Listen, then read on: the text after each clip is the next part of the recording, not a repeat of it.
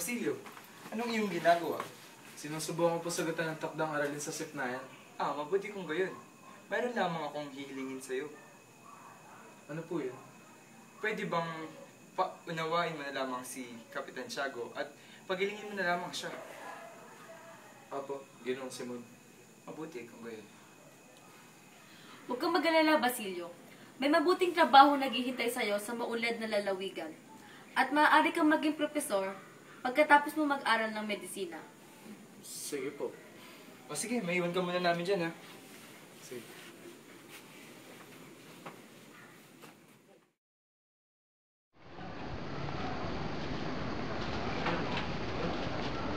Oh, Basilio, anong yung ginagawa? Nag-aaral po para sa aming SIP na yan. Meron lamang ako nais tanongin. Kamusta si Kapitan Tiago?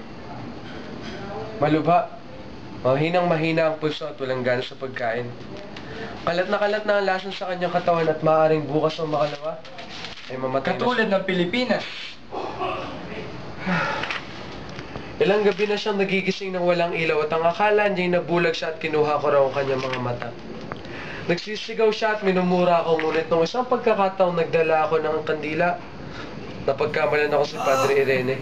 Ang dilim! Wala akong makita. Ulot na yata ako. Basilio! Ulit ko na ang mga mata ko. Andres! Ano ba yun?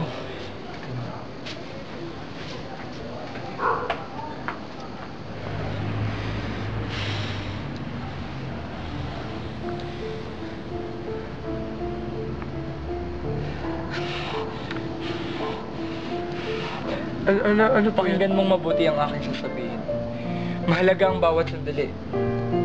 Napansin kong hindi mo man lang ginagalaw ang mga librong ipinadala ko sa iyo. Wala kang malasakit sa bayan. Ang pamahalaan ay nasa aking kamay na. Ang mga matatas na pinuno ay nasa dulaan ngayon, ngunit wala ni isa sa kanila makababalik na sa kanilang higaan. Ang mga kawal ay nasa aking panig. Ang ilan ay aking binayaran. Ngunit ang ilan naman ay hindi na nagpabayad sapagkat nais din nila maghimagsik. Sila ay aking napaniwala sa iba't ibang dahilan. Ang ilan ay niniwalang ang general ang nag-utos ng paghimagsik. At ang ilan naman ay naniniwalang ang praile ang nag-utos. Maging si Kabesang Talas ay akin ang kakampi. Ano na kailangan kong gawin? Isang bangkay na napakadali. Dahil ako'y magiging abala sa paghimagsik. Ikaw ang mamumuno sa pangkat na lulusob sa Santa Clara upang iligtas si Maria Clara. Huli na po ang lahat!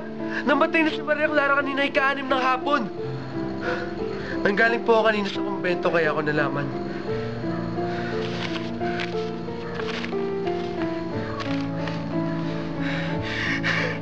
Hindi totoo yan! Buhay si Maria Clara at ililigtas ko siya ngayong gabi! Hindi ko rin ginusto ang nangyari, Ginoong Simon.